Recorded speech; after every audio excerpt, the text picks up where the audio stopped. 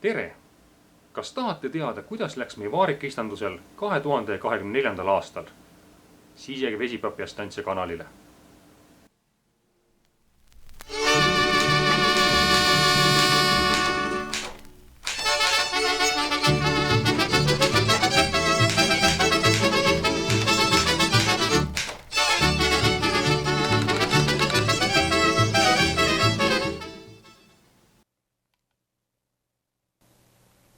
Enne kui saagist räägime, tuleb juttu teha ilmast.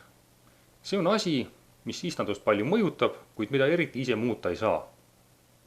Andmed ilma kohta olen võtnud Tartu Ülikooli Füüsika Instituudi mõõtepunktist.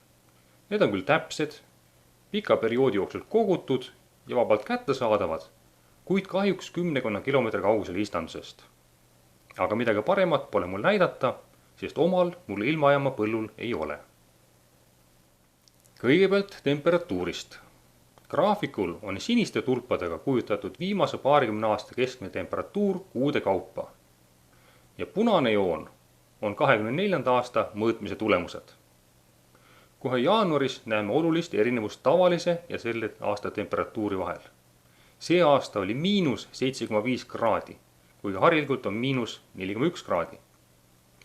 Möödunud talvel oli nii külm, et osad taimed külmusid ära. Näiteks polka. Kevadel ei saanud arugi, et varred on surnuks külmunud. Sidusin need hoolikalt tugede külge ja alles siis, kui pungad puhkesid, panin tähele, et midagi on väga valesti. Need pungad, mis talvitasid lume all, puhkesid, aga need, mis lumest välja ulatusid, jäid raagu. Nii nagu taustavideost näha. Õnneks elasid maa-alused risoomid külma üle ja kasvatasid uued esimese aasta varred.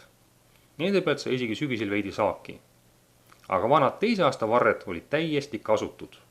Paar marja sai söögiks, kuid müüa polnud midagi. Õnneks võttis külm ära ainult polka. Teised sordid jäid puutumata. Talv oli meie istandusele ränk ja tegi palju kahju. Õnneks ülejäänud aasta oli temperatuur kõrgem kui harilikult. Mitte küll nii palju, et kuumus oleks taimedel liiga teinud, vaid parasjagu soe. Üldiselt toimuvad keemilised reaktsioonid seda kiiremini, mida kõrgem on temperatuur. See käib ka fotosünteesi kohta. Tahaks uskuda, et kevadine, suvine ja sügisine soojus kompenseeris saagi osas need kahjud, mida talvel pakane tekitas. Kõrgemal temperatuuril on muidugi oma ohud. Näiteks aurub vesi kiiremini ja muld võib ära kuivada. Seetõttu vaatame ka sademete graafikut. Jälle, sinised tulbad tähistavad viimase 20 aasta sademeid keskmiselt ja kollane joon 24. aasta sademeid kuude kaupa. Aasta algus oli üsna harilik, lund tuli nagu ikka. Aga selle aasta kevad oli hoopis kuivem kui tavaliselt. Mais näiteks vihma praktiliselt ei sadanudki. Osalist leevendust pakkus küll lumesulamisvesi, kuid siiski oli kevad põuane. Suvi oli niiskem kui tavaliselt ja sügis läks jälle kuivemaks ära. Kusjuures silmas tuleb pidada üht väga olulist asjaolu. Suvel tuli ette tugevaid äikesevihmasid. Äikesevihmad on selle poolest erilised, et sajutsoon on väga kitsas ja korraga võib maha tulla selline kogus vett, et ei jõua isegi maapinda imbuda. Suur vesi võib lausa pinnase minema uhada. Aga paarsada meetrit eemal võib olla täiesti kuiv. Mis tähendab, et see juulikuine sademete piik toimus küll Tartu mõõtepunktis, kuid minu istandus võis puha ilma veeta jääda. Ei tea. Igatahes ei saa ärilise istanduse puhul vihmale lootma jääda, vaid tuleb vajaduse korral ka ise kasta. Selle kohta on järgmine graafik.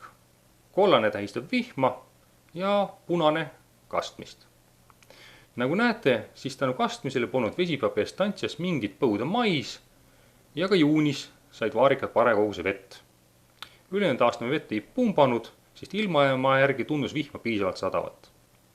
Aga nüüd tagantjärgi andmeid vaadates oleks võinud ka septembris veidi juurde kasta, sest suvel ja sügisel kastatab vaarikas uusi varsi, millelt saab järgmise aasta saaki. Kui need varred ei saa vee, valguse ja väetise defitsiidi tõttu korralikult kasvada ja puituda, siis jääb järgmise aasta saak kehvaks. Ma isegi mõtlen, et peaks omale ostma mõne lihtsama niiskuse mõõtja, et aeg-ajalt mulla niiskust mõõta ja siis selle järgi istandust kasta. Sest Tartus maa saadavate sademete järgi oma istanduse veevaedust hinnata on liiga umbmäärane meetod. Aga nüüd valgusest. fotosüntees vajab energiat ja kus see mujalt ikka tuleb kui päikeselt. Joonis näitab kiirgusvoogu tavaliselt ja sellel aastal. Olulist erinevust ei ole. Kuna mai oli pilvitu ja põuane, siis said vaarikad rohkem vatte ruutmeetri kui tavaliselt. Aga muidu midagi ebatavalist siin küll näha pole. Suvel, kui päike käib kõrgelt ja päevad pikad, saame 250 vatti ruutmeetrile ja talvel kõigest 10. Ja seda juba ei muuda, kui ei taha just leedidega istandust valgustama hakata. Mis iseenesest ei olegi väga rumal mõte. Vaadake näiteks, kui pime oli oktoobris ja novembris. Ometi andis Polka saagiga sügisel ning ilm oli piisavalt soe ja niiske, et marjad oleks võinud valmida. Aga kuna oli nii pime, siis ei saanud fotosüntees edukalt toimuda ja vaarikad jäid hapuks. Ma ei kavatse küll oma katseistandust LED-lampidega valgustama hakata, kuid äkki peaks seda väiksemas mastaabis siiski proovima. Tegelikult oleks see päris huvitav asi uurimiseks. Aga jõudsimegi saagini. Meie kasvatame 3 sorti vaarikaid. Novokitaevska, Glen Nample ja Polka. Novokitaevska ja Glen Nample on tavalised sordid, mis valmivad juulis, nagu graafikult näha. Esimesed marjad saime jaanipäeva paiku ja viimased tulid juuli lõpus. Polka on aga remontantsort, mis annab 2 saaki aastas. Teise aasta vartelt tavalisel ajal, ehk siis juulis, ja esimese aasta vartelt sügisel.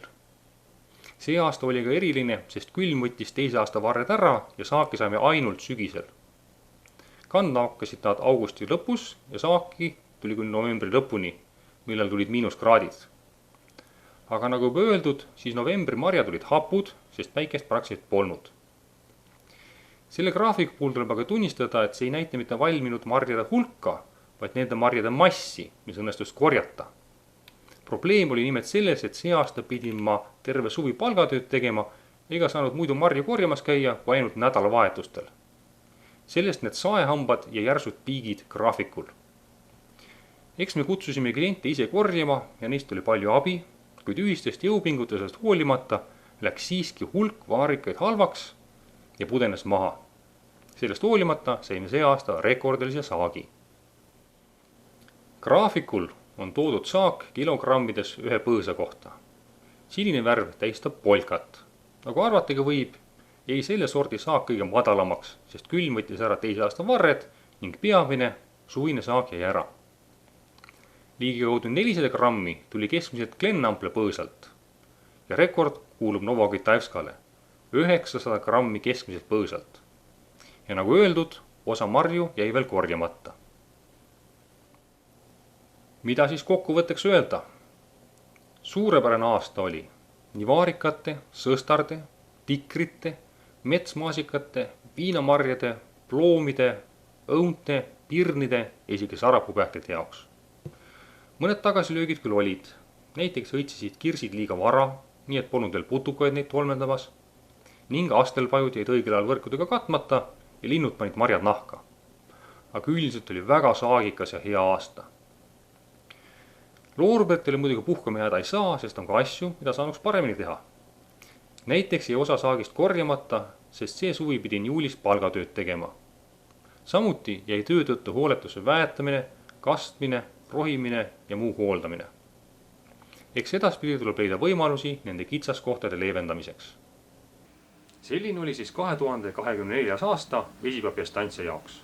Mida uus aasta toob, no eks seda näeme edaspidi. Kohtumiseni siin samas kanalil.